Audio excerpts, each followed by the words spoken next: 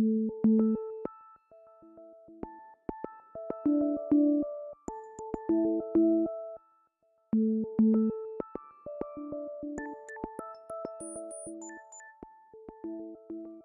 not seeing a lot on the program side.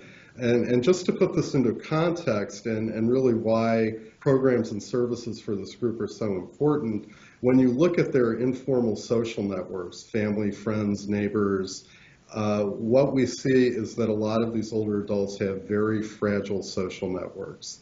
We've done some work here looking at that. We find about a third of this group is very socially isolated. They have very little contact with family. Usually that's intermittent contact with a child.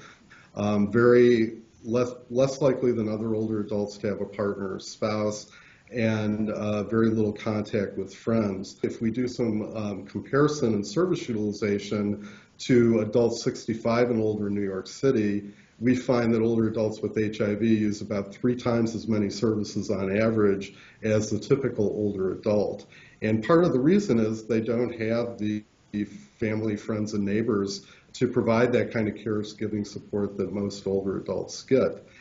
In terms of the types of services they use, there's really a lot of overlap with what's being provided by a lot of senior service providers like SAGE and other organizations.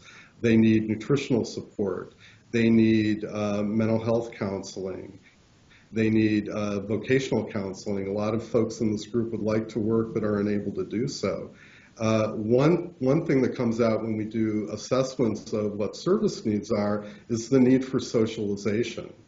That comes out at the top of almost every survey that we've done on this. And so, you know, these are all programs that most senior service providers are already doing.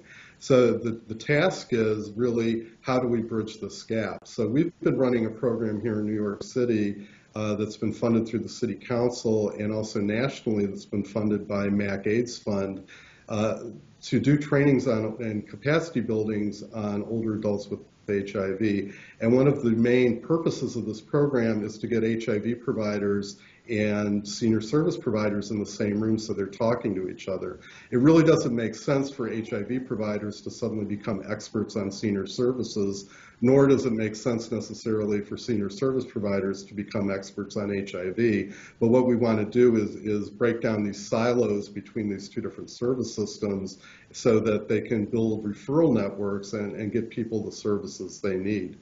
There is an obstacle to this, though, in that a lot of senior services are funded through the Older Americans Act, and there is an age cutoff for when you're eligible, which is age 60, and the median age of this population is 58. So a lot of these folks aren't eligible at the moment for services that are provided through the Older Americans Act, although they would certainly benefit from, you know, most services that are provided in that sector.